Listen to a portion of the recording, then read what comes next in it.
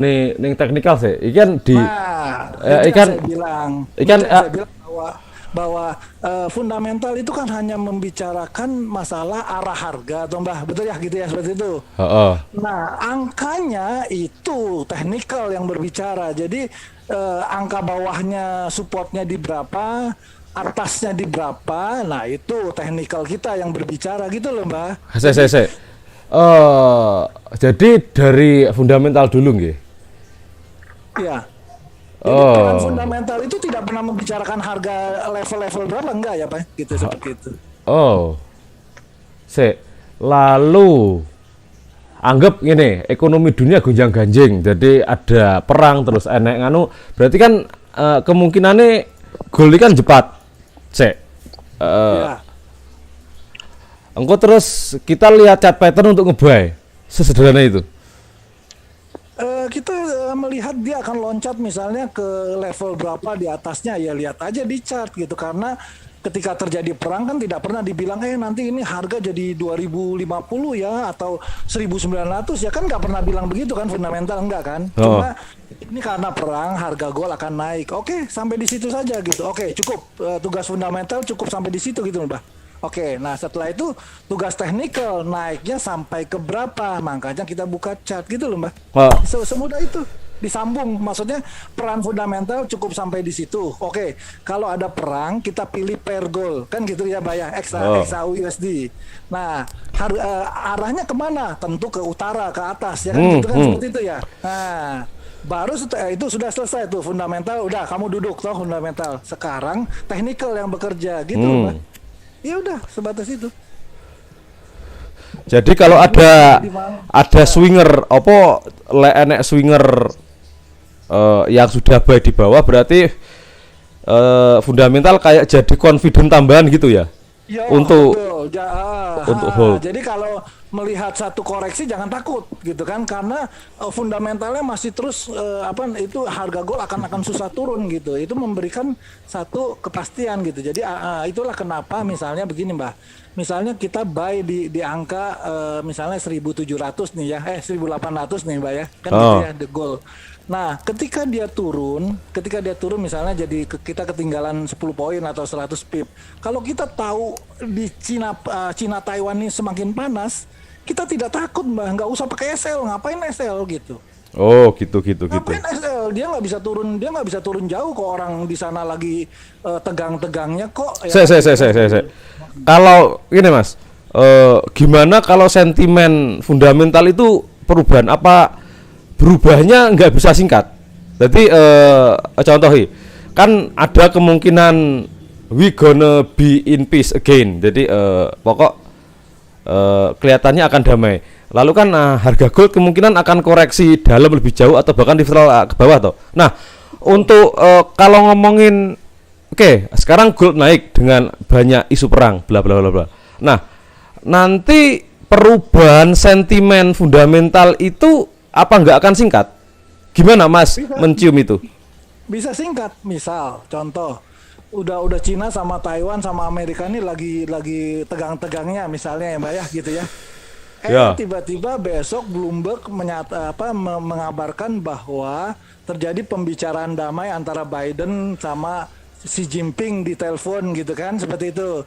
Mereka menyepakati hal-hal begini macam-macam lah kan gitu kan, Bah, Oh, ya kan? oh, oh, oh, Nah, oh. kalau denger gitu udah sell kalau gitu. Hmm. Oh, Sesederhana itu. kalau teknikal, secara teknikal nggak terlalu butuh presisi amat berarti ya dari SOP-mu dan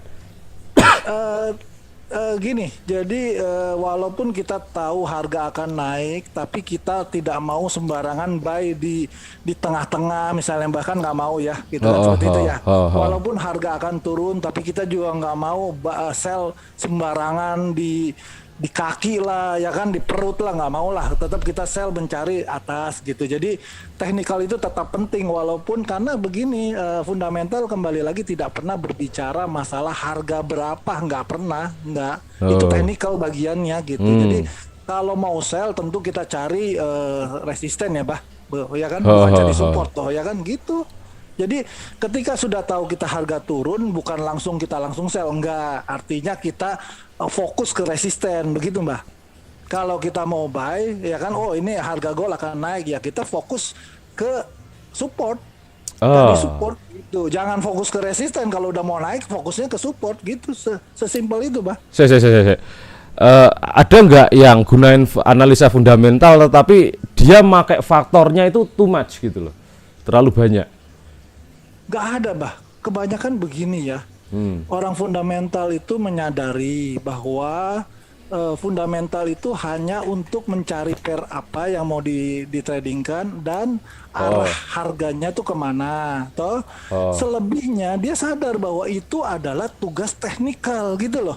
Jadi orang fundamental tuh nggak pernah fanatik dengan fundamental, nggak pernah, karena dia sadar sesadar-sadarnya bahwa untuk mengejawantahkan apa ya, mempresentasikan harga mau naik itu technical yang bekerja gitu. Jadi orang fundamental tuh sadar bahwa dia membutuhkan technical untuk mengaplikasikan harga mau naik itu di berapa saya mau masuk gitu kan, Mbah, ya kan gitu.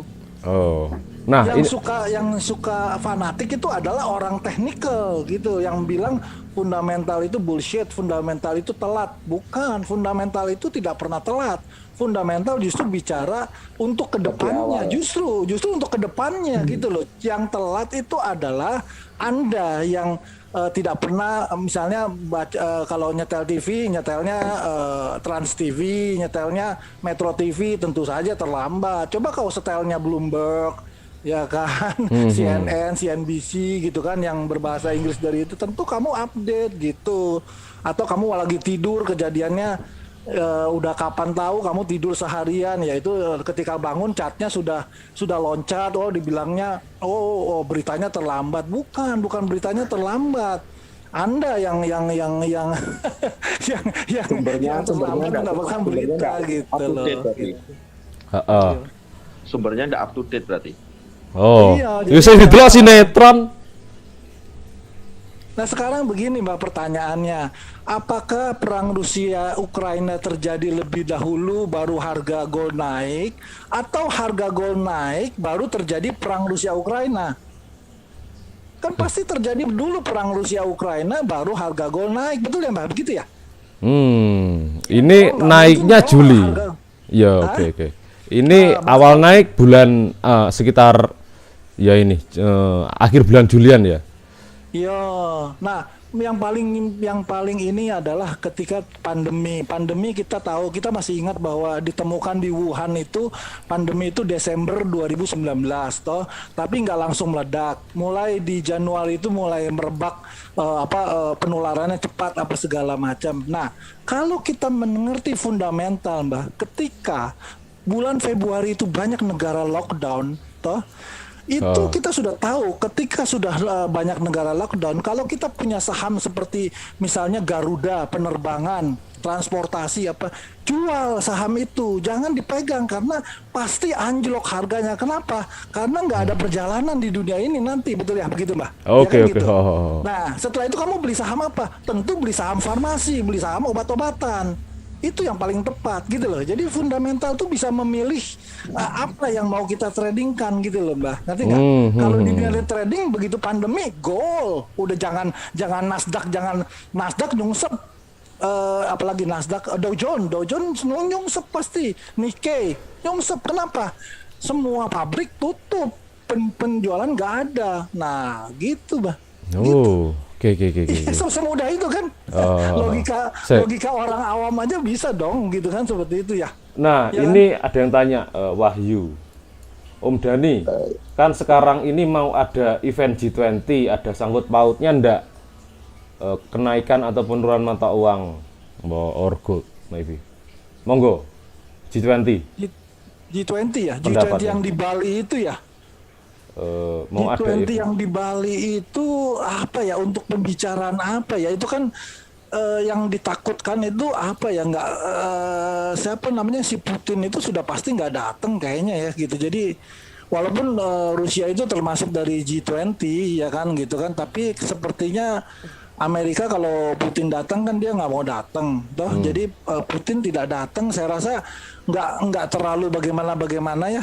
Jadi lebih kepada apa namanya perjanjian antar negara apa nggak G20 itu tidak terlalu memberikan dampak yang signifikan terhadap mata uang tertentu gitu seperti itu.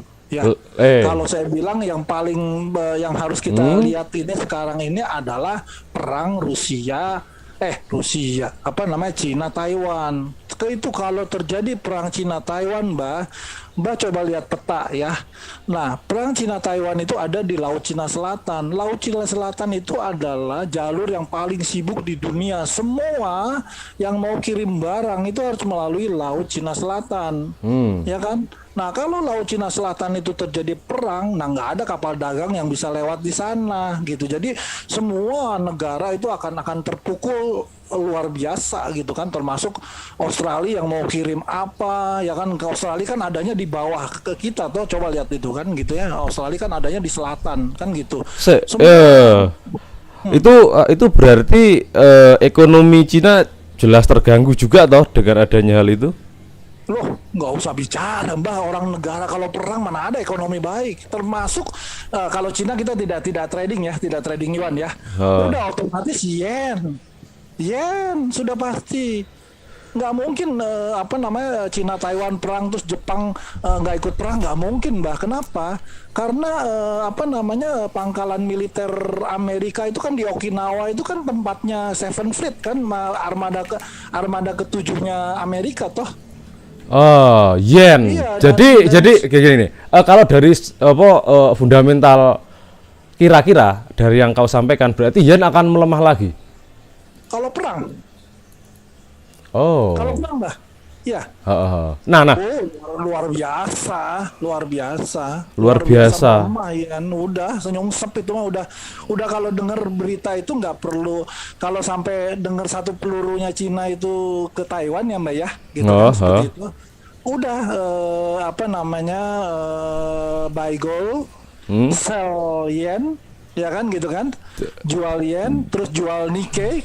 Tahu ya Mbak Nikkei ya, sell Nikkei gitu kan, sell Aussie karena Aussie itu kan ekspornya paling besar ke Cina. Cinanya lagi perang, boro-boro mau terima biji besi, mau terima batu bara kan, begitu ya kan, nah gitu. Jadi Aussie apa segala macam. Jadi mata uang mana dong yang bagus? Karena di Eropa lagi perang, di Laut Cina Selatan lagi perang. Amerika tentu yang kuat. Kenapa? Amerika tuh pinter, dia tuh ikut-ikut perang tapi jauh dari rumahnya. Oh. Iya dong, Amerika tuh kan pinter. Lu berantem di sana jauh-jauh dari rumah gue kirim peralatan tempur aja, tapi lu jangan deket-deket rumah gue berantemnya ya, gitu kan. Ya gue pura-pura mendukung lu lah kan, gue juga jualan senjata toh, ya kan. Amerika kan income-nya negaranya 40% dari peralatan militer kan. Jadi dia seneng kalau ada perang itu, Amerika tuh seneng, Mbak, karena itu devisa negaranya kencang banget gitu, seperti itu. Oh, gitu. Jadi kalau terjadi perang yang kuat mana? USD sama gold gitu. Oh. Gitu. Iya, pastilah. Oh, jadi UJ salah satu jadi inceran ya, maksudnya jadi watchlist ya? Oh, itu bakal naiknya nggak kira-kira dong. Oke. Saya mau kisi-kisi darimu. Apa wae watchlistmu selain gold dan UJ? Yang kalau kondisi apa, Mbak? Oh, saat ini kan kayak ada banyak isu China Taiwan barang. Ya, kalau sementara cuman gontok-gontokan gini ya kita belum bisa inilah ya, ke depan itu tetap yang paling kuat itu adalah Amerika, tetap USD toh, ya kan, gitu kan. Karena GBP sama Euro kan tetap lebih lemah daripada Amerika USD. Jadi kalau saya Euro USD sama GBP USD itu selalu cari atas untuk sell, nggak pernah saya mau cari bawah untuk buy, nggak mau, karena nggak mungkin apa namanya euro itu lebih kuat daripada USD, itu nggak mungkin gitu kan, karena euro tuh banyak masalah, GBP juga banyak apa, Inggris juga banyak masalah gitu, seperti itu ya kan. Yang kelihatannya cukup kokoh itu sebenarnya adalah Swiss, karena Swiss itu adalah ini tuh Mbak, apa namanya, mata uang safe haven kan. Safe haven sama Safe kayak haven. Nah, jadi safe haven itu ada 3 USD. Ini safe haven mata uang ya, bukan safe haven Ya, komoditi ya. Kalau safe haven komoditi itu gold udah pasti, toh. Nah, safe haven ini mata uang itu adalah 1 USD, yang kedua CHF, yang ketiga yen. Tapi yen doesn't make sense nih, nggak masuk akal. Kenapa? Uang nilainya makin turun, lah safe haven gimana ya kan gitu. Jadi menurut saya safe haven sekarang ini 2, Eropa di CHF, Amerika ya di USD gitu. Jadi makanya 2 mata uang ini kuat, Mbak. Coba lihat chartnya itu, si Apa? Euro CHF itu udah sampai ke rekor dasar ya. Maksudnya Pak, kalau kita weekly itu dikecilin maksimal itu dia sudah sampai di benar-benar di kaki chart kita itu. Lihat FX Stop ya. betul. fxstop.com. Euro CHF. Ya, GBP CHF juga sama, udah di benar-benar di riwayat chart kita tuh udah di paling bawah sudah itu. Euro CHF all. Coba di weekly deh. Ini dari 1953. Kamu liatin ya? Iya ini. Ini Ya, chart. dikecilin maksimal aja, dikecilin maksimal. Ini yes, Euro CHF. Ya, Euro CHF. Nyungsep. Candle Kecilkan maksimal ya, maksimal. Pose kecil-kecil. Ini kan Iya. rekam seluruh. Ini udah maksimal ini. Di situ kelihatan nggak di zoom? Ini ini. Paling bawah ya? Iya. Paling bawah aja. Ini dari 1953 ini nyungsep terus. Iya, maksud saya harga sekarang ini di riwayat chart itu sudah paling bawah ya, nggak ada lebih bawah lagi ya, betul ya? Sudah hampir dasar ya. Hampir dasar. Pernah sih di dasar di tahun 2015 1 Januari. Masa? Kalau saya di Hot Forex ini sudah ini ya, sudah apa namanya? Sudah Mbak di mana, di Trading View ya? Euro CHF. Loh. Euro CHF. Ini di coba IDC. Udah break tuh supportnya. Loh, sudah break tuh supportnya tuh. Bayangkan tuh, dari sepanjang sejarah ini harga berarti membentuk low baru berarti. Euro ya, CHF. Ya? Wah. Benar-benar dari ini tahun 2000 suka riwayatnya suka panjang soalnya. Oh iya ini. 2015. Ini. Dan kamu lihat chart saya ya. Tapi kok monthly ada kayak gitu? Ini perkara ini bom Swiss itu ya yang 2015. Betul ya. Betul itu yang stuck dulu, waktu stuck itu. Ya pernah tahun-tahun itu kalau nggak salah, 2016 2017 kalau nggak salah itu. Saya coba punyanya Saxo juga sampai sekarang kan di 0,97. Ini low-nya di 83, 0,83. Ya, tapi 83 itu kan cuma seperti jarum begitu ya, entah ada kejadian apa, mungkin itu ada intervensi SNB mungkin, Swiss kayaknya gitu. Jadi bank sentral yang suka intervensi itu ada 2, BOJ sama SNB gitu. Jadi BOJ sudah bilang kalau USD JPY itu mencapai 44.1, kami akan intervensi. Jadi hati-hati, kalau kita memang sekarang ini prefer buy untuk USD JPY, tapi kalau sudah mendekati 141 itu hati-hati. Takutnya si BOJ benar-benar intervensi, dia langsung nyungsep lagi gitu, seperti itu. Jadi bank sentral yang suka intervensi itu adalah itu si Swiss sama Japan. Nah, ini kelihatannya kayak candle-nya ini candle intervensi nih kayaknya ya. Apa ada kejadian apa sih? Bom Swiss ini.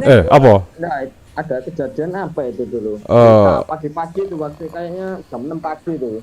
Nah, itu intervensi itu, kalau kayak begitu tuh intervensi tuh, itu MC tuh langsung orang tuh kalau pipa buy itu. Wah, buyar semua wis. Tadi juga aku ya para karet. Nah, oke, jujur inilah kekurangan price action supply demand. Jadi kalau nggak ada histori atau sesuatu sih nggak pasti, kita nggak masuk di bar itu. Coba lihat pakainya Owanda, Mbah. Siap. Tapi kita abaikan aja itu yang weak pin bar begitu kita abaikan, Mbah. Tapi lihat harga sekarang ini bener-bener kan. Oh, yes, turunnya yes. itu bener-bener panjang sekali. Lihat dari tahun berapa ini turun nggak berhenti-berhenti. Ini dari tahun 2007 ya.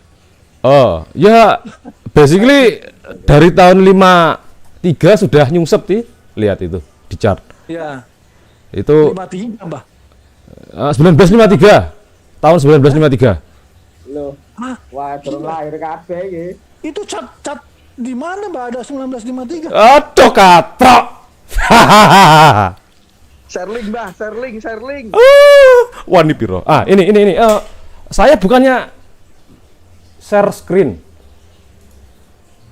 Oh iya, ada. Sherling, Iya. Mbah. Wes, fxtop.com. Oh, nanti coba saya ini. Ini dari 1953. Jadi kalau pokok kan MetaTrader itu kan histori ini mungkin hanya sampai tahun 2000 dan 90-an. Ini Oh iya. Rasanya kita juga nggak perlu melihat sampai 1953 ya. Maksudnya sudah situasinya sudah tidak relevan lagi toh, Mbah. Ya kan situasi negara Kita belum lahir itu di sudah sana. berubah nih, sudah jauh nih. Ya kan sudah jauh lah. Ya, 1953. Harganya kok bisa terus itu, Mbah? Napa? Piye? Harganya bisa seperti itu terus itu.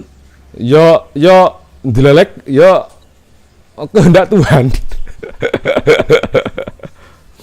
Jadi intinya adalah gitu, Mbak. Jadi CAF ini kuat gitu. CAF sama USD itu kuat gitu karena istilahnya dia nggak banyak drama ini dua negara ini. Swiss kan walaupun di Eropa tapi tenang ya, nggak ikut perang, nggak ikut apa gitu kan, gitu. Jadi kuat. Jadi kalau saya lebih seneng maksudnya memegang dolar sama CHF gitu. Jadi menjual lawan pairnya gitu loh. Saya lebih prefer begitu kalau sekarang gitu. Ya kan? Dan Hamdan. Mana Hamdan? Iya, Mbah. Piye iki? Prediksi ini bisa sampai sini. 1742. Prediksimu. Itu weekly ya, Mbah? Weekly. 1742 itu apa? Pair apa, Mbah? Oh, Euro CHF. Hah? Euro CHF. 0, Mbah. Oh iya, 0,73. Hah? 0? Ya, proyeksi ini Hamdan tuh. Proyeksi ini Hamdan. Sampai nyungsepnya kemungkinan sampai 17 enggak 739. Hanya 0,74 lah. Ini kita dapat balasan dari teman kita yang tercinta. 9650, Mbah. Oh, 9650. Target pertama. Gaya gue. 9650. Ya. 9650-an. Oke. 0,96 ini. Tahu dari harga sekarang ya? Ya. Jauh. Ekstrimnya 8720, Mbah. Walah, ngerti yo. Enggak, itu wong itu hanya orang sing frustasi margin call itu, Hamdan. Kalau Euro CHF itu kayak BE masih menghampiri supportnya itu. Di support. Euro CHF weekly itu yang kayak jarum itu. Ini tiap broker bisa beda-beda loh ini. Kalau kamu lihat di Owanda hanya sampai 0,97. Iya, 0,97. Ini punya aku sosio ini 086771. Macam-macam ini. Yang IDC EU ucok tenanan, Mbah. Sel EU-mu. Wis rasa pamer nih Dan. Oke. Jadi kalau model ini yang saya tadi mau tanyakan sama Dani. Bagaimana kalau kita loss is loss? Maksudnya kan kalau nggak pakai stop loss ya, Dan? Iya, nggak pakai stop loss tapi cut loss. Bisa boleh tahu apa syarat jika contoh XAU USD? Oke, ini. Iya. ambil buy wis ya. Nah, toleransinya gimana? Kamu mekanismenya untuk exit gimana? Exit loss, cut loss. Kalau sudah apa dan apa, monggo. Jika berkenan. Oke. Ya, jadi saya kalau di komunitas saya itu membedakan pengertian antara stop loss sama cut loss. Ya, kalau stop loss itu kan otomatis ya Mbak ya, kena langsung ini toh, langsung nutup ya, gitu ya, open kita ya, betul ya. Oke. Itu menurut kami itu ya, kalau kamu tahu arah harga ya kan gitu, ngapain begitu, itu kan membuang equity gitu kan, itu satu. Yang kedua itu adalah seperti pernyataan menyerah ketika kamu open position tapi kamu sudah menyerah gitu, udah pasang stop loss, itu pengertian kita gitu kan ya. Kita bukan takut cut loss gitu, tapi nggak perlu belum apa-apa sudah kalau nyentuh ini sudah saya nyerah, enggak gitu. Jadi ini paradigmanya yang berbeda tuh Mbak ya, karena kami itu mengetahui pair mana yang akan kita tradingkan dari sekian banyak, dan kita tahu arah besarnya, betul ya Mbak, begitu ya? Begitu ya kan gitu. Nah, kalau kamu tahu arah besar, untuk apa kamu ini gitu kan buru-buru seperti itu, dan kita sangat bagus, sangat ketat, untuk apa takut seperti itu? Itu dalam satu pair alokasi gimana? Alokasi berapa persen dari equity? Dari equity kita selama ini sih kita anggarkan misalnya 2-3% ya Mbak ya. Ya kan? Berarti equity-nya satu, equity besar, dua, lotnya kecil. Iya, bener. Saya kan sering share MQL saya toh, bahwa saya dengan $3.000 aja masuk 0,01, jadi Oke. Saya cuma ketawa aja gitu ya, seperti itu, enggak ya kan? $3.000, 1%-nya $30, 2%-nya berarti $60, bener toh? Ya, 3% $90 gitu kan, seperti itu ya. Apa? Cep teloro nek 3.000 Iya, enggak jauh lah pokoknya. Apa? Mbah Cep equity-ne jutaan bukain 0,03. Contoh kuwi. Hamdan. Awakmu iki. 0,03. Berarti kalau 3.000 itu pas itu 0,01 itu. Oke. Nah, jadi pokok nanti kalau total floating minusnya lebih kurang lebih sekian, cut is cut ya. Nah, itu satu. Sebentar, saya belum selesai toh. Ya, Oke, monggo. Itu satu. Ya, ada beberapa rule-nya gitu kan, itu satu. dijaga ya kan, semua dijaga. Oke. Pair sudah dipilih, harga arah besar sudah tahu, itu satu hal. Hal yang kedua adalah harga itu hanya bergerak dari pelabuhan ke pelabuhan, kita bilang dari terminal ke terminal ya. Oh iya, benar. Support dari area demand ke area supply di atas atau ke bawahnya itu ya kan, dari pokoknya antara utara sama selatan toh ya kan gitu. Nah, jadi kami tidak pernah itu trading itu di tengah laut ya. Kami ikut kapal itu selalu di pantai. Jadi kita nggak mau masuk itu di tengah laut, artinya di area apa, kalau dibilang wide zone ya Mbak ya, kalau di PA ya. Maksudnya di area tengah-tengah di entah berantem itu yang bisa turun gitu loh. Jadi juga menunggu retracement jadi SOP juga dong berarti. Ya, jadi intinya kami tidak pernah open position itu di tengah laut. Kalau kita istilahnya, kami mengistilahkannya, komunitas kita itu di tengah laut, nggak mau.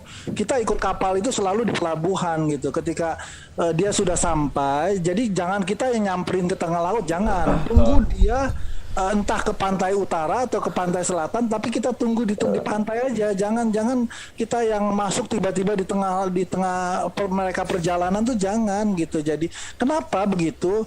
Yang pertama adalah ya kita jelas di support, di resisten atau di area demand, area supply, itu yang pertama. Yang kedua, kalaupun mau cut loss, itu cut lossnya kecil karena sudah di pantai kan, sudah di, misalnya kita sampai di area demand, kita buy toh Mbak, betul ya gitu ya. Nah, ternyata jebol, misalnya demand-nya jebol gitu kan, misalnya demand-nya jebol gitu kan sedikit dong, betul kan gitu ya? Iya dong, ya kan gitu. Logika, Kecuali logika. kalau misalnya kita ada area demand, ada area supply, kita masuknya di tengah-tengah tuh buy-nya tuh, modal kalau begitu, ya kan benar ya begitu. Nggih, nggih, Begitu, nggih, ya. nggih, nggih. Nah, kalaupun kita yakin arahnya naik, tapi kalau dibawa dibawa floating terlalu jauh, kita juga nggak mau. Bukan berarti kita tahu naik itu langsung sembara, itu yang tadi saya bilang. Bukan berarti kita tahu harga mau ke atas itu, bukan berarti kita masuk buy sembarangan, nggak mau. Kita selalu buy-nya carinya di major structure, di di tulang-tulangnya yang utama, ya kan, atau di area demand lah, apalah disebutnya, kan terserah aja kan gitu kan, seperti itu. Gitu. Jadi ada beberapa rule yang melindungi kita dari berbagai macam bahaya. Yang pertama, MM-nya sudah ketat, equity-nya besar, terus ininya equity-nya besar, lot-nya kecil ya Mbak ya, gitu kan. Nggih. R-nya sudah benar, arah harga tahu, ya kan gitu kan, seperti itu. Masuknya di pantai, nggak mau di tengah laut, maunya kapal berlabuh dulu baru saya masuk gitu kan. Jadi kalau cut loss pun kecil, tapi kalau profit ya lumayan, dari pantai ke pantai, dari area support ke area demand ke area supply di atasnya, ya kan gitu, seperti itu. Antusias sekali, saya suka. Antusias sekali. Merdeka. Gini, memang semakin banyak pilihan kita akan semakin ragu membuat keputusan toh. Tapi semakin sedikit pilihan kita semakin nganu. Makanya jika kalian buat restoran atau nggak perlu banyak-banyak menu nih. Wong malah bingung pilih sing ndi. Bingung malahan, betul ya. Saya baca itu bukunya Steve Jobs. Kenapa Steve Jobs kok bajunya kok itu aja, jadi kayak nggak ada pilihan, pokok diambil ya warnanya itu, jadi nggak menghabiskan energi untuk memilih. Oke, good. Jadi sebenarnya teknikal atau fundamental itu disederhanakan bisa, diruwetkan bisa juga ya. Iya Mbak. Makanya kan kalau saya kan juga belajar teknikal kan banyak toh. Akhirnya saya ketemu dengan guru saya sekarang ini yang mengatakan bahwa udahlah, pokoknya harga itu cuma bergerak antara dari pantai utara ke pantai selatan, atau dari pantai utara ke utara, ya maksudnya turun lagi gitu kan, seperti itu aja gitu. Dia itu gitu kan. Makanya yang penting itu kamu akurat di ininya, di area supply, area demand itu bener-bener akurat gitu kan. Setelah itu kelihatan deh harga itu, ternyata dia kalau turun ya sampai sini, nanti naik lagi, balik lagi, atau dia melanjutkan turun ke terminal berikutnya begitu. Seperti itu aja kok gitu. Kenapa sih dibuat susah gitu? Nah, yang memandu apakah dia ini akan ke utara atau selatan itu adalah fundamental. Udah, kalau kamu yakin USD JPY itu naik, ya sudah tinggal cari supportnya, udah gitu ikutin aja itu. Kalau target ya, kalau kita bicara USD JPY, saya targetnya paling tinggi 140 itu, karena BOJ bilang 140 gua intervensi, katanya mati. Intervensi bisa tiba-tiba terjun itu Mbak. 140 ini ya. 140 itu kalau intervensi Mbak, waduh kacau itu. Itu bisa candle sunggokong itu. Candle siluman. Candle yang kayak Swiss tadi yang kita lihat itu begitu. Gitu kan. Gitu. Jadi kalau udah deket-deket 39, saya juga no buy, nggak mau. Udah pair lain lagi, masih banyak pair lain yang menunggu untuk dikerjain gitu kan. Jadi kayak averaging down gitu ya. Termasuk averaging down gitu ya. Averaging down, maksudnya begini, kalau sudah kita memang sekarang ini kan cenderung buy untuk USD JPY ya Mbak, betul kan? Tapi kan kita harus tahu limitnya sampai di mana kita buy-nya toh, betul ya, gitu kan? Oke. Kalau udah deket 138, 139, jangan buy lagi, karena udah deket yang diancam sama si BOJ itu mau intervensi, nggak mau gitu. Kalau udah tinggal 100 pip ya jangan lah Mbah, karena nggak sesuai antara RR ya. sama risknya ya gitu. Nanti kita apa namanya mandi sebentar balik udah jadi mampus deh kan gitu seperti itu. Gitu Mbah. Jadi harus tahu berita-berita begitu Mbah. Kalau enggak kita ini seperti apa ya? Seperti ada yang apa sih gitu kan? Kalau chat kan cuman gitu-gitu aja gitu Mbah. Ada cerita manusia-manusia ini yang menggerakkan chat ini sebaiknya kita tahu ya Mbah. Gitu kan benar gak sih? Oh, oke, good, nice. Bro, Ya kan, karena harga bergerak di chart itu karena ada transaksi yang miliar dolar, triliun dolar antara manusia satu, ada yang beli, ada yang jual, ada yang beli, ada yang jual gitu. Jadi kita harus tahu cerita manusia-manusia ini yang berpengaruh di dunia, yang menggerakkan uang dan menggerakkan harga itu. Betul. Tanpa tahu itu kita seperti Masuk apa? akal. Seperti hilang arah di tengah. Nggak cukup nggak cukup hanya sekedar tren lain horizontalnya nggak cukup, bener-bener nggak cukup karena ini ini kan cuma gambar aja tuh, cat itu kan hanya gambar aja. Ada seseorang yang sedang membeli dan sedang menjual sesuatu, itu ininya esensinya tuh itu Mbah.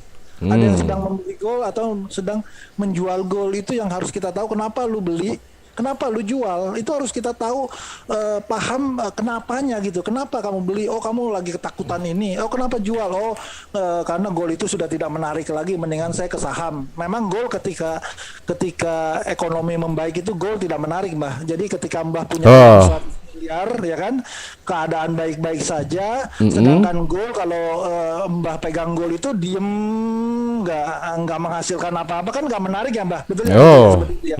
Nah pasti Mbah pindahkan uang Mbah ke saham yang bisa menghasilkan berapa ini ya kan gitu kan, berapa persen per tahun ya kan, pasti udah gold ditinggalin. Nah nyungsep tuh harganya tuh bisa berapa gitu kan. Nah saham Nasdaq apa naik kalau keadaan ekonomi baik-baik aja gitu kan.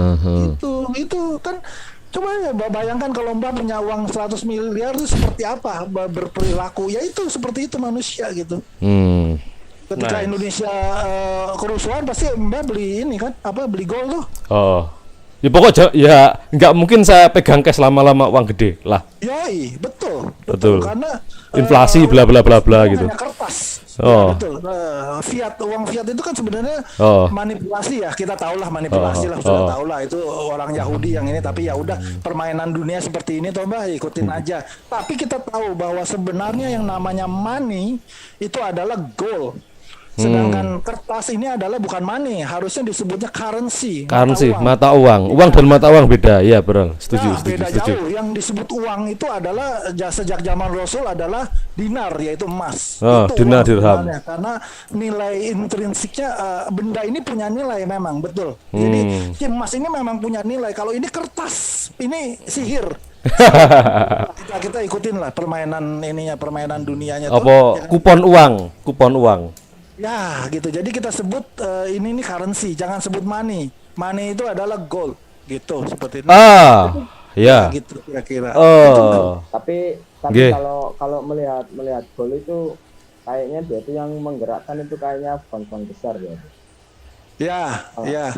Bank-bank besar kalau biasanya kalau yang saya pelajari itu algoritmanya itu terdiri ya sekitar jam 12 sampai jam 3 malam kalau di Indonesia itu. Jadi interbank, flash, delivery order. Itu algoritmanya untuk level-levelnya emas tuh, yaitu kan rahasianya mereka kan, bank-bank besar mengirim order, nanti harganya akan ke sini. Jadi setiap sesi mereka itu punya order. Jadi sesi Aussie, Bank Aussie punya order, terus sesi Eropa, bank-bank Eropa punya order, BOJ, BOE, Bank Inggris itu punya order. Kemudian sesi Amerika mereka juga punya order masing-masing. Makanya gold geraknya itu cenderung liar di jam-jam mereka. Biasanya kalau sesi Eropa itu jam 2, jam 4 kalau mengamati biasanya. Kalau Amerika jam 8 sampai jam 10. Kalau Hmm. Aussie biasanya itu jam 8 sampai jam 10. Kalau di gerakan mereka itu nggak ada gerakan yang signifikan, ya udah nanti nunggu bank-bank berikutnya. Biasanya trader nunggunya di situ. Tapi kalau scalpingan Volatilitasnya lebih gede gitu ya, gerakannya lebih panjang-panjang gitu maksudnya. di jam-jam itu kalau nggak ada gerakan yang signifikan, ya wis berarti nunggu sesi berikutnya. Tapi kalau scalper ya wis los gak rewel wis, gasak ae, gak suwen, sell buy. Kalau mereka yang swing atau mereka cenderung menunggu ya wis, mereka menunggu jam-jam di jam tersebut biasanya itu. Oh, Dani, kamu Ya. floating paling lama berapa bulan? Selama ini kalau pengalaman saya paling lama 3 minggu lah Mbak. Selama karir trading 3 minggu?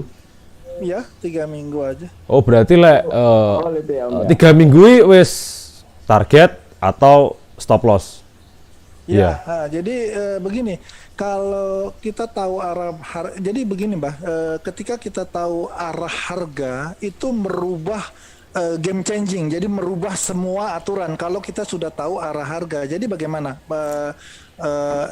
ininya, implementasinya. Jadi begini, ketika kita tahu arah harga ini akan naik, terus tiba-tiba harga ini turun, ya kan gitu. Nah, kalau trader yang tidak tahu arah harga akan naik, dia akan cut loss. Betul itu betul. Makanya saya tidak salahkan orang yang cut loss atau stop loss atau tidak salah. Cuma metode saya berbeda. Saya cut loss bukan stop loss. Nah, stop loss itu karena Anda tidak mengetahui arah besar. Makanya Anda harus memasang stop loss untuk melindungi akun Anda. Itu betul, Mbak. Betul kan gitu. Nggak ada yang salah dengan itu gitu loh. Konsekuensi aja.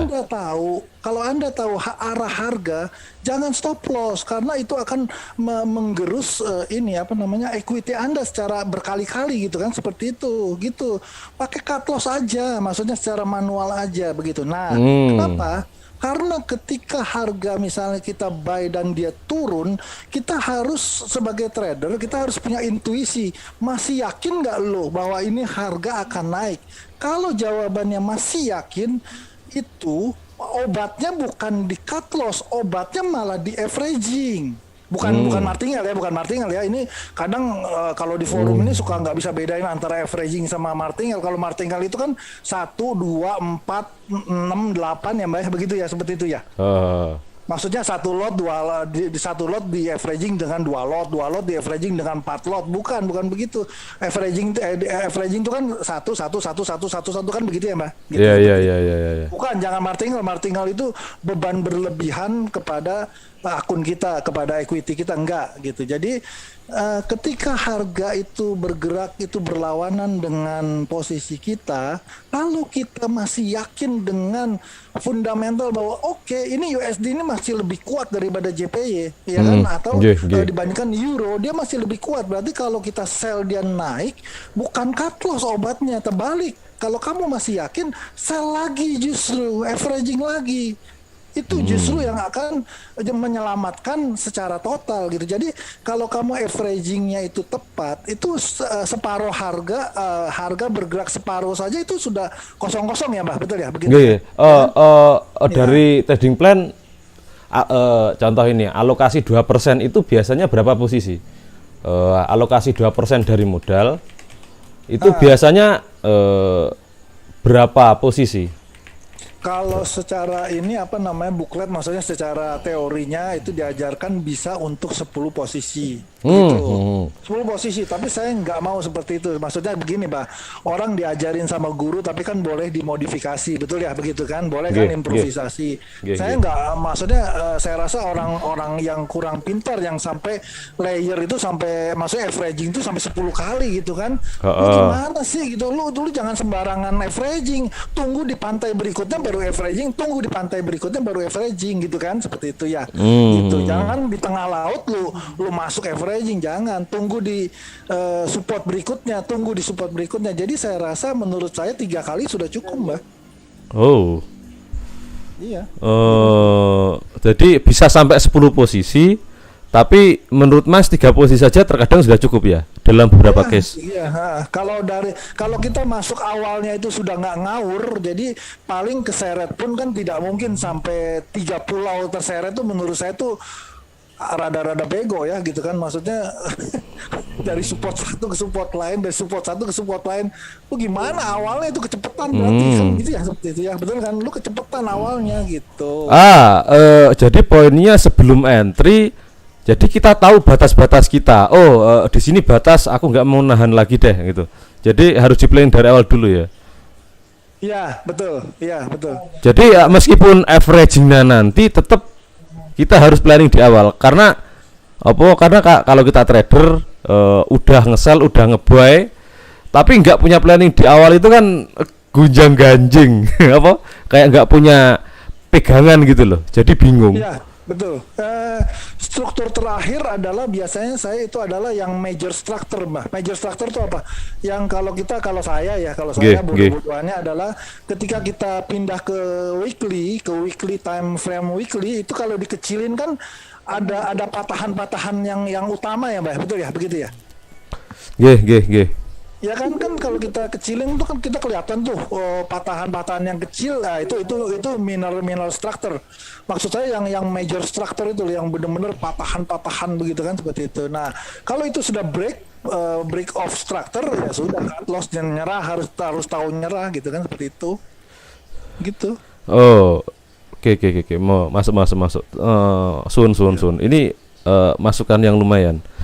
Jadi make fundamental kan orang fundamental kan minimal mereka harus punya pengetahuan tentang ya pengetahuan dasar ya kalau gini. Nah, pengetahuan dasarnya fundamental itu apa? Kalau menurut Mas?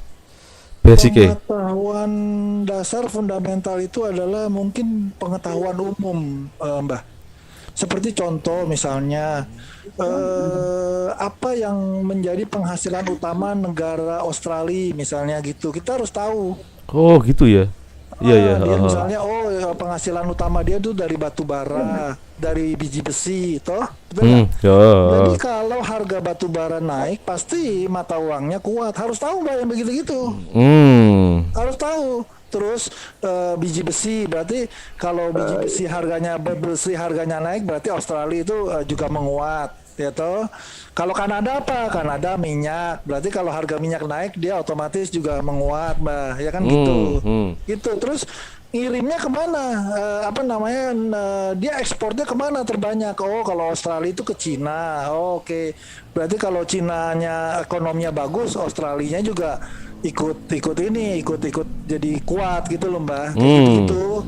Jadi ya. kayak ada meskipun nggak secara langsung yuan Aussie gitu ya.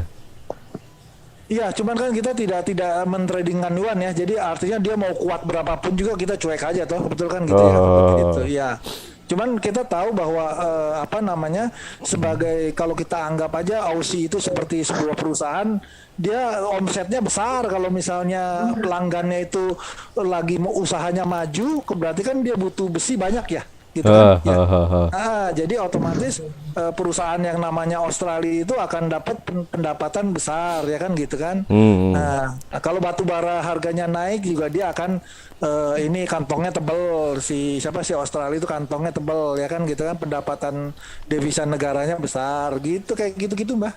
Itu harus tahu gitu, seperti itu. Oh. Nah, kalau Jepang misalnya, kalau Jepang itu negara penghasil apa? Nah, negara industri kan? Jepang, ya betul. Jepang itu bukan ekspor, bukan importir dia. Dia maksudnya tuh tidak pernah mengekspor apa-apa ke negara lain, nggak pernah. Dia justru yang menerima bahan baku dia kan negaranya tuh nggak ada apa-apa ya, Mbah, gitu kan, seperti itu. Jadi dia ngirim mobil, ngirim apa gitu. Harus tahu karakteristik masing-masing, terutama 8 negara ya, Mbah. Saya rasa Moga. Ini perlu saya catat. Pertama, contoh major Amerika, US. Iya, kenapa? Ini apa saja yang mempengaruhi fundamental dari segi komoditas? Ada nggak? US wes. Komoditas Amerika. Amerika itu kalau ini ya penghasil ini juga, penghasil apa namanya, penghasil minyak juga, dia besar juga penghasil minyak itu. Oh, ada juga di minyak ya? Ya, Di oil. dia ada minyak juga gitu. Oh, gini. Ya ya. Ini kan kalau US apa dolar Kanada minyak, bla bla bla. Tapi yang paling mempengaruhi dolar itu apa menurutmu? Pengaruh dolar ya kebijakan dari ini kalau sekarang ya, Mbak. Oh malah the Fed malah. Ya, ya benar. Jadi gini, Mbah, itu yang saya bilang, maksudnya belajar fundamental itu kan yang awalnya itu kita yang ringan-ringan dulu lah, Mbah, betul kan gitu, supaya orang yang ngedenger itu jangan takut duluan, kan gitu kan, Mbah, ya kan gitu. Kalau dari awal nanti saya jelasin bahwa begini loh, kita harus menilai ininya apa namanya, tingkat inflasinya, PDB-nya, terus ininya apanya, suku bunganya apanya, mumet ini ya kan gitu kan. Jadi akhirnya susah ya ternyata gitu kan, seperti itu. Banyak yang harus dianalisa itu banyak, tapi yang secara umum dulu aja lah yang tadi saya jelasin tuh secara umum yang nanti bakal kelihatan mata lah istilahnya, Mbah, gitu ya. Gitu, seperti itu. Kan yang saya bilang menganalisa fundamental itu ada 3, jadi mikroekonomi, makroekonomi, sama moneter. Moneter itu kebijakan bank sentral ya, gitu kan.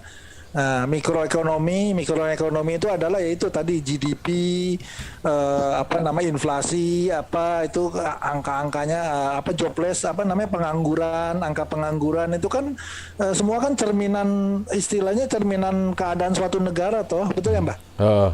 Kalau penganggurannya banyak berarti berarti banyak PHK gitu kan, seperti itu ya, gitu. Nah, kalau inflasinya tinggi ya berarti rakyatnya susah karena harganya barang-barangnya makin mahal gitu loh, Mbak. Nah itu nanti lah, nggak usah langsung dibicarakan sekarang, nanti kesannya mengerikan banget gitu kan istilahnya gitu. Tudip ya. Tudip ya, maksudnya ya betul, itu advance nanti ya kan gitu kan. Tapi kita hanya bicara 8 negara kok, apa sih susahnya mengupas 8 negara? Kita bukan mengupas ratusan negara kan, enggak, cukup yang major ya, yang major pair ini ya, yang Amerika segala macam, enggak susah kok. Tapi perlu dicatat dari basic fundamental sampai advance fundamental.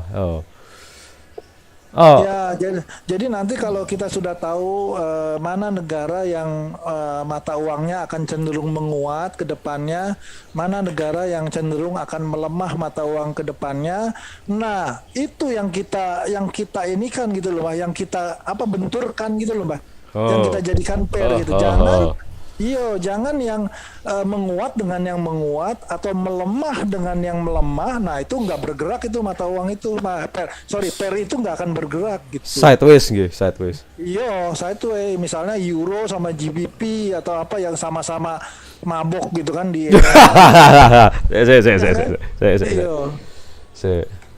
Euro GBP. Ya, euro sama GBP kan sebenarnya sama-sama Eropa ya, Mbak. Cuman Inggris kan Brexit ya, maksudnya keluar dari Eropa, Uni Eropa toh, betul kan gitu. Padahal benuanya benua biru, semuanya benua Eropa itu. Agus Soleh, UJ sell target di 125. Tergantung skala juga ya. Ini juga yang sering ini ya, Mbak, saya mungkin teman-teman nih kalau dengar nih ya, ini sering yang orang-orang istilah orang teknikal ini yang dalam tanda kutip ya, Mbak ya, mengejek arti kata menyindir lah ya, begini menyindirnya. Jadi kalau UJ itu akan naik berarti kalau sell itu akan rugi dong, akan maksudnya akan cut loss dong. Oh enggak seperti itu. Kan kita bukan trader baru ya, Mbak. Betul ya gitu ya. Jadi enggak ada itu harga naik itu seperti tiang listrik atau harga turun seperti tiang listrik lurus begitu kan enggak ada ya, Mbak. Lalu kan ada ini ya dong, ada kalau naik ada retracementnya, kalau turun ada reboundnya, betul ya begitu ya, seperti itu dong. Kan gitu. Jadi jangan bertanya seperti orang yang baru trading lah. Oh, jadi kalau kamu ini arahnya naik, berarti kalau yang sell itu akan loss ya? Oh, enggak dong, jangan begitu dong. Kan kita tahu akan selalu ada harmonisasi, ya kan gitu kan? Kalau kamu ambil retrace-nya monggo gitu. Cuman saya hanya bilang ini arah besarnya naik, tapi kalau monitor ya silakan bisa gitu. Apalagi kalau kamu cuma ambil 20 pip 30 pip ya sangat bisa gitu. Tapi kalau saya pribadi, saya kalau sudah mau naik, saya selalu fokusnya tuh cari support gitu. Kalau saya ya, kalau orang lain terserah orang lain gitu. Saya nggak tertarik untuk ikut correction wave-nya tuh saya nggak tertarik gitu, nggak tertarik gitu. Tapi kalau kalian tertarik silakan, karena kalau cuma ambil 15 pip, 20 pip, 30 pip, oh ini cukup banget gitu, bisa banget gitu loh, seperti itu gitu aja. Ada pertanyaan. Ada pertanyaan. Dulu, Oke, monggo. Oh, BCE dileboni sih. Assalamualaikum saya.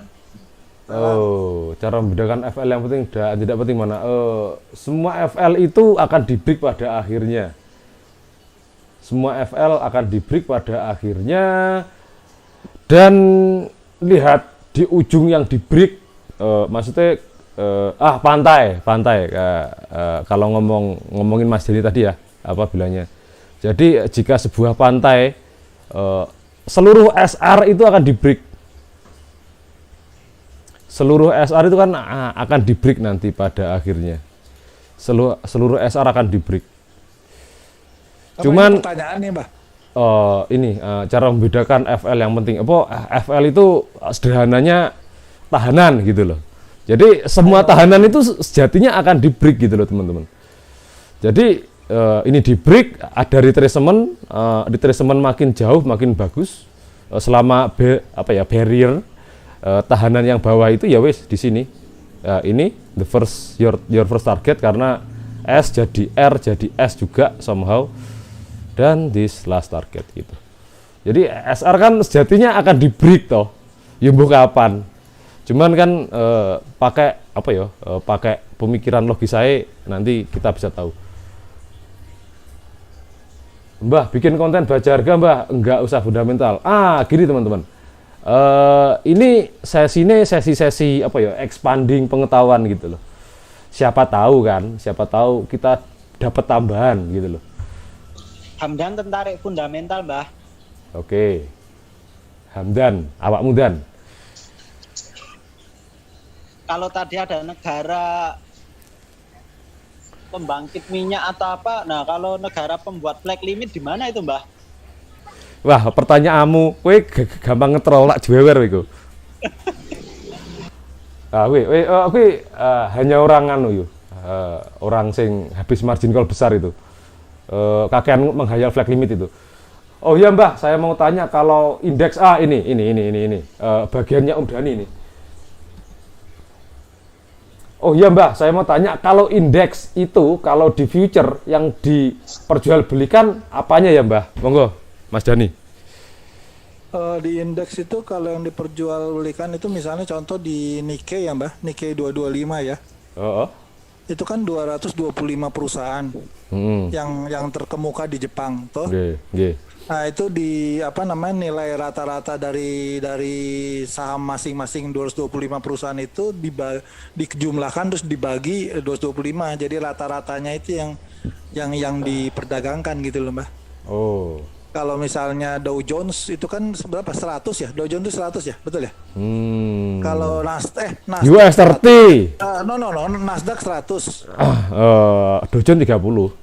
Dow Jones 30 ya, itu 30 perusahaan terkemuka mungkin itu ya high tech ya, yang high tech teknologi tinggi itu sahamnya berapa, Apple berapa, terus si Tesla berapa apa segala macam, terus ditambahkan semua dibagi 30, ya itu rata-ratanya itu yang diperdagangkan gitu seperti itu. Mbah, betul mau jos Mbah. Jadi awake dhewe bisa tinggalkan info-info sing ora penting. Jadi ndeloke sing penting tentang dunia pertradingan. Nah, ini teman-teman, jangan batasi pandangan kita ke satu titik dulu. Ya, terbuka, please terbuka. Nggak ada ruginya juga kok. Gitu, Mas Dani. Iya, kalau makanya saya dari awal saya bilang kalau orang belajar fundamental itu tidak pernah meremehkan technical, itu tidak pernah. Justru kami sadar, kita sadar bahwa kita sangat membutuhkan technical untuk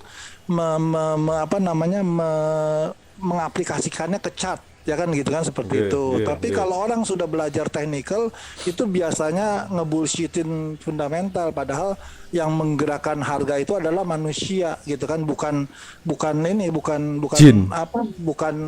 MT4, tapi ada manusia yang membelanjakan atau menjual atau membeli suatu instrumen keuangan. Itu yang dipelajari oleh fundamental dan diterjemahkan di chart gitu. Tapi kalau orang sudah langsung belajar ngechart, biasanya bullshit itu semua, ya kan, terlambat lah, semua sudah tergambar di chart lah, apalah, ya sudah seperti itulah maksudnya yang sering kita dengarkan begitu ya. Nah, ini counter question yang tadi follow question. Berarti kita membeli perhitungan mereka bukan barangnya ya Om. Itu loh yang nanya indeks tadi. Iya, betul. Kan kita bukan beli sahamnya Tesla toh. Nggih. Iya, Mas Dani lihat streaming di YouTube juga ini ya? Streaming YouTube. Loh, ini di streaming loh. Di streaming. Iya loh, gitu. Tapi saya nggak share ini tuh, nggak maksudnya suaranya aja ya. Iya. Oh iya, nggak apa-apa. Kok memang begitu penjelasannya. Iya. Jadi itu yang kalau saya bilang, kalau orang fundamental itu sangat dengan technical itu sangat belajar ya gitu kan seperti itu. Karena kita tahu bahwa angka-angkanya itu yang harus diterjemahkan di chart itu betul gitu kan. Tapi paling tidak kita tahu ininya gitu, arah ini mau kemana gitu, seperti itu. Ini penting juga ini. Bagaimana cara kita membedakan berita yang perlu kita perhatikan dengan yang tidak? Oke, good question. Monggo. Iya, itu betul. Itu Cara filternya gimana gitu? Oh ya, saya mau ke belakang dulu ya. Silakan dijawab ya. Mau nguyuh. Dijawab. Apa gimana? Bagaimana cara membedakan berita yang perlu dan tidak perlu? Monggo. Mas Dani? Iya benar. Jadi berita itu kan banyak ya. Memang kita harus memilah-milah mana yang berdampak kepada, kalau kita trading forex berarti mata uang ya, mana yang berdampak kepada mata uang dan mana yang tidak gitu. Kalau sekedar hanya misalnya pergantian menteri atau apa yang remeh-temeh yang nggak menimbulkan kebijakan baru dari suatu negara, ya itu hanya noise saja, hanya noise ya, bukan ini aja, hanya suara-suara yang nggak penting aja gitu. Kayak misalnya Boris Johnson resign, ya selama pergantiannya itu tidak menimbulkan gejolak politik, ya nanti Boris Johnson yang lain kan akan menggantikan Boris Johnson tuh, nggak ada masalah begitu. Termasuk Mario Draghi juga resign, itunya PM Italia, ya selama nanti ada lagi tidak menimbulkan gejolak politik Italia, ya nggak ada masalah gitu. Kecuali kalau hutang Italia dia istilahnya gagal bayar, nah itu baru kalau udah masalah kayak gitu, nah itu parah itu berarti gitu. Karena Italia ini hutangnya besar sekali, Italia, Yunani, Eropa tuh hutangnya besar-besar. Emang kelihatannya daerah kaya, tapi sebenarnya hutangnya tuh pusing deh. Kompleks, masalah Eropa itu kan kompleks ya. Apa yang membuat utang negara besar? Kira-kira? Ya pinjaman toh. Iya benar. Maksudnya faktor pemicunya apa? menurutmu? Faktor pemicunya pasti kalau kita ibaratkan dengan perusahaan, Mbah, Nggih. itu antara pemasukan dengan pengeluaran itu lebih besar selalu pengeluaran. Jadi dia mengekspor dengan mengimport itu pasti lebih banyak import sehingga akhirnya defisit. Debit. Nggih. Anggap aja lah itu negara seperti sebuah perusahaan ya kan diperkecil menjadi sebuah perusahaan. Perusahaan itu punya banyak hutang karena apa? Karena penghasilan dia lebih kecil penghasilan dia lebih kecil daripada pengeluaran dia gitu. Jadi dia beli bahan baku, dia beli apa itu lebih besar daripada misalnya Jerman ngirim mobil BMW, Mercy apa segala macam, tapi dia dapat dari situ betul, tapi dia lebih banyak import misalnya gas, import energi ya kan gitu kan, apa tuh minyak bumi ya kan, apa segala macam, besinya apanya, dia kan negara nggak punya tambang apa-apa tuh si Jerman itu toh. Ekspor dan impor kira-kira kalau apa ya? Masuk kata-kata bagus itu perbandingannya berapa banding berapa? Yang Kira-kira bagus ya surplus lah, Mbah. Surplus. Iya. Entah itu 0,1 ya. Yang penting dia biasanya dari angka aja, dari misalnya berapa miliar dolar, berapa ini dolar gitu ya, itu lebih ya pokoknya sejauh dia surplus itu sudah bagus lah ya, Mbak. Gitu kan. Nah, kalau defisit kan lama-lama berarti kan menggerus ini cadangan devisa negara ya, betul ya? Nah. Gitu. Yang surplus terbesar siapa sekarang di dunia? Di dunia surplus terbesar ya negara ya. Katanya kayaknya si Cina ya. Loh, Cina mal? Iya. Cina. Indonesia toh. Iya. Cina itu ini sebenarnya ya itulah makanya Amerika tuh rada-rada takut ya sama Cina karena secara militer dia luar biasa, pertumbuhannya luar biasa, secara ekonomi juga sebenarnya Amerika tuh sebenarnya utangnya besar sekali, Mbak. Besar sekali. Ya, top ya. Nomor satu loh deh. Dibandingkan dengan tabungan dia itu jauh lebih besar hutang dia gitu. Ya, itu. Kita ibaratkan negara ini seperti manusia lah ya gitu ya. Jadi hutangnya dia tuh lebih besar daripada kantongnya dia ya, tabungannya dia gitu. Tapi jangan lupa negara ini bisa nyetak dolar seenak-enaknya, betul ya? Betul kan gitu. Iya kan? Jadi kalau susah ya dia, kalau repot-repot dia tinggal cetak aja duit baru, itu satu. Yang kedua, negara ini jago berantem, militernya kuat, jadi orang juga takut-takut mau nagih. Nah, ya dong, ya takut nagih ke Amerika nanti dikerjain, Mbak, gitu. Nah, jadi ya gitu. Kayak gitulah. Gitu. Iku sopo sing ngutangi yo? Si ngutangnya ini loh, bilateral bisa, maksudnya dari antar negara bisa, dari IMF kan bisa, Mbak, dari Bank Dunia bisa, betul kan? Gitu. Indonesia kan kalau berhutang ke IMF toh, ke Bank Dunia toh, atau kadang ke Cina juga gitu kan, atau ke Jepang juga gitu ya. Mana yang mau ngasih aja. Dan. Ya. Oh, ini Muhammad Hamdan apa Isa Hamdan?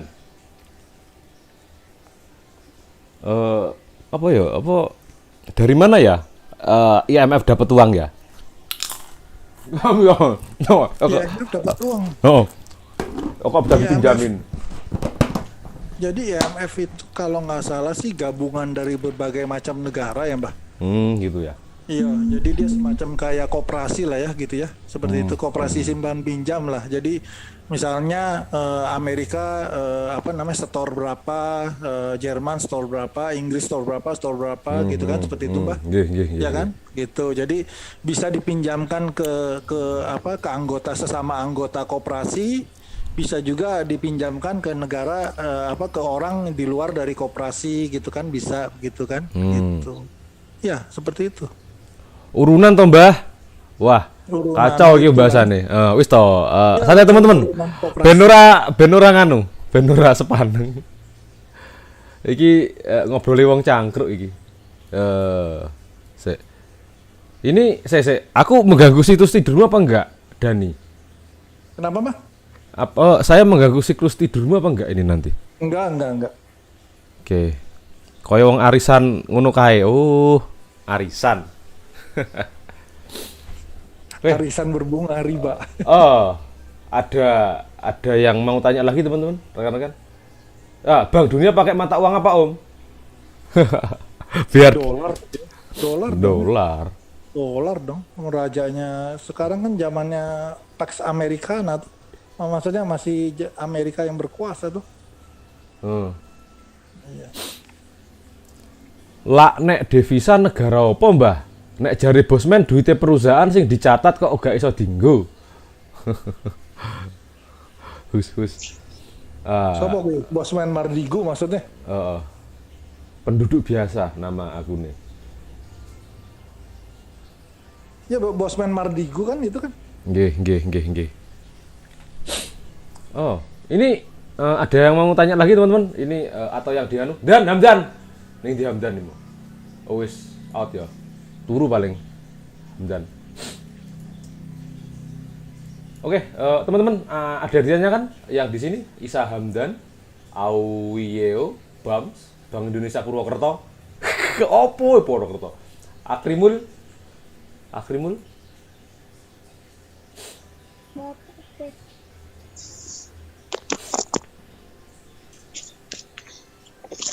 Halo? Oh, ada yang mau ditanyakan lagi? Oh, sampun. Kalau sampun saya mau akhiri streaming kita kali ini dan matur suwun banget nggih, Mas Dani. Ya nggih. Ini tadi berarti nganu habis pulang dari kantor. Iya, baru pulang dari kantor tadi. Oh, ini Mbah Per sing paling enak digawe prediksi apa, Mbah? Wah, lek Per sama-sama aja sih. Prediksi kan hanya tebak-tebakan oh yang anu, kecenderungan tok. Nanti kalau tebakannya bener ya nggak tahu. Bener prediksi dan realisasi kan dua hal yang berbeda meskipun bersebab akibat toh. Ada gandengannya tapi kan nggak gandeng. Nah, kalau prediksi ya semua pen mudah, tapi mbok realisasi nih. Oh, ini ada pertanyaan? Oh, oke. Kalau krisis energi di Jerman pengaruh dengan euro nggak, Mbah? Monggo, Mas Dani. Ya pengaruh dong pasti. Kan kalau krisis energi itu kan membuat harga energi menjadi mahal kan. Sekarang ini sangat mahal. Jadi inflasi di sana. Inflasi itu kan artinya uang kita sama tapi nilainya turun toh, betul ya? Nggih. Ya, dulu kita punya 1 juta bisa untuk beli rokok berapa slop. Nah, tiba-tiba sekarang tinggal berapa slop ya, berarti kan nilai 1 juta itu turun gitu. Otomatis ya ini ekonominya melemah gitu. Dong. Otomatis itu sudah. Wah, makin seru kalau ditambah bahas teori konspirasi, Mbah. Oh, suka baca teori konspirasi nggak, Dan? Apa? Dan? Baca saya, yang ini kan maksudnya yang elit global itu.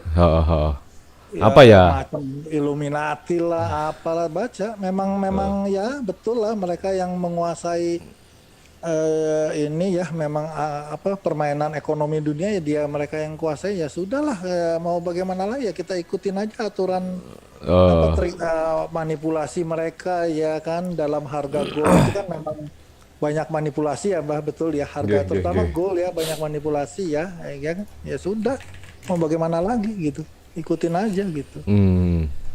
Iya. Yang penting follow the boss. Meskipun kita nggak suka follow the boss, bukan perkara kita nganu nggak supaya selamat gitu toh. Iya betul, karena mereka benar memang menguasai hampir berapa katanya berapa kelompok mereka tuh bisa menguasai berapa ya 60% atau 80% ekonomi dunia ya gitu. Jadi ya mereka jadi yang punya The Fed itu bukan negara Amerika, jangan salah. Yang punya The Fed itu adalah swasta, swasta. Yang punya Bank of England itu bukan Inggris, bukan, itu swasta. Siapa? Ya itulah mereka lah, Rothschild, Rockefeller, apalah gitu kan. Pokoknya Yahudi internasional itu nah gitu. Jadi mereka yang mencetak uangnya, coba bayangkan ada manusia yang bisa boleh cetak uang tuh, Mbah. Nggih. Ya kita cari dolar kan susah ya. Heeh. Nah, mereka pencetak dolar. bisa terbayangkan kayaknya seperti apa gitu kan. Jadi Jeff Bezos atau Bill Gates itu seperti orang biasa saja kalau di mata mereka itu seperti paling uang lu berapa sih gitu kayak gitu. Mereka nganu yo, lihai menyembunyikan aset yo. Aduh, itu udah orang terkaya di dunia kan ngitungnya dari nganu itu. Ngitungnya dari pajak yang mereka bayar, bla bla bla bla bla terus dapat angka segitu toh. Tapi kalau realnya kan nggak tahu. Realnya nggak ada yang tahu, Mbak. Siapa yang berani? Coba cari di website itu keluarga Rockefeller sama ini siapa namanya Rothschild itu kan sedikit ya.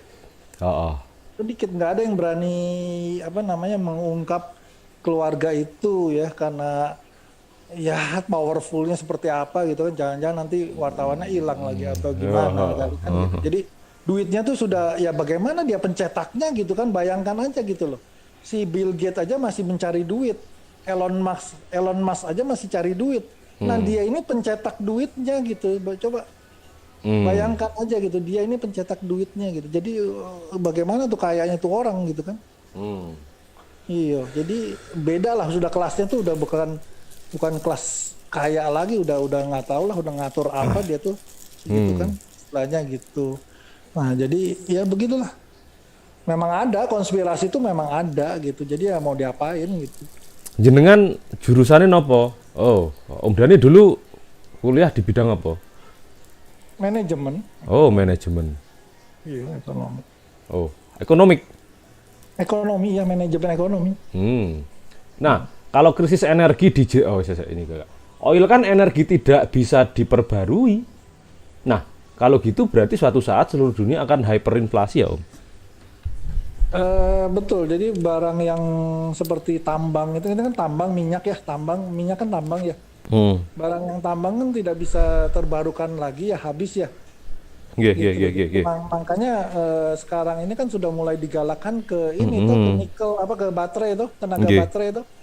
Ya, tenaga surya, tenaga angin, ya kan gitu, karena ya tapi juga sebenarnya itu kalau kita bicara konspirasi ya ada konspirasi lagi bahwa perusahaan-perusahaan minyak itu adalah keluarganya ya yang tadi kita bilang itu toh. Jadi walaupun pabrik-pabrik mobil itu sebenarnya sudah mampu untuk membuat mobil baterai semua gitu kan, tapi karena kelompok ini sangat kuat sehingga dia mungkin suruh pabrik mobil jangan cepat-cepat merubah semua mobilnya ke baterai ya gitu. Nanti minyaknya dia siapa yang Iya benar.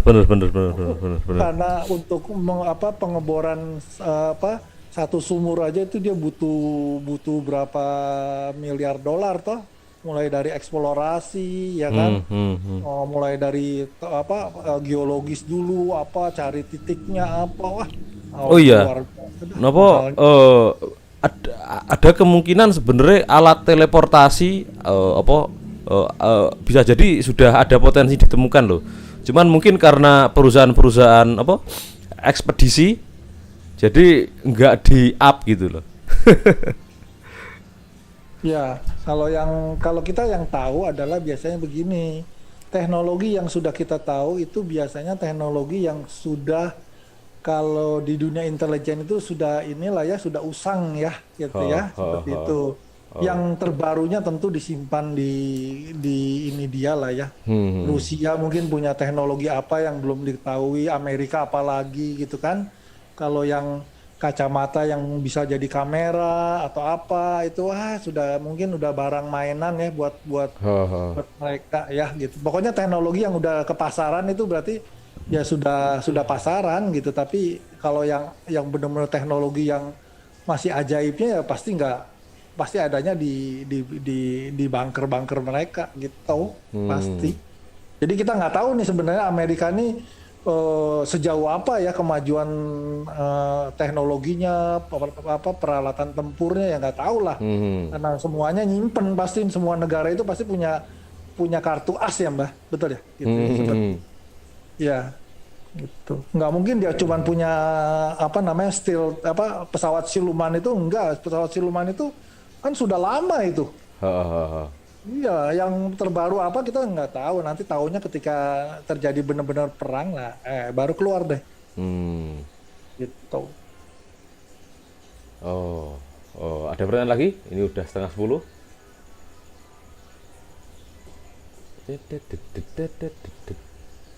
Wong Jawa lebih canggih, Mbah, iso Rogo Sukmo. Nah, pertanyaannya ngasilin duit ora Rogo Sukmo kuwi ngono lho.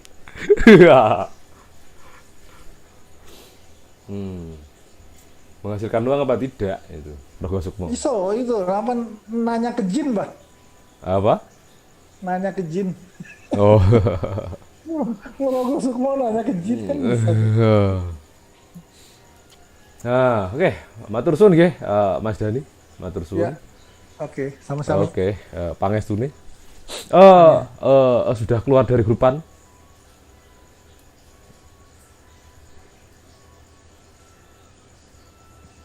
Apa masih di dalam? Om Dani? Om Dani? Iya, Mbah. Masih ada di grupan ya? Di grupan mana ini nih? Di Zoom ini? Oh, Praseksi Nusantara. Oh, sudah enggak, Mbah? Oh, kenapa dibully?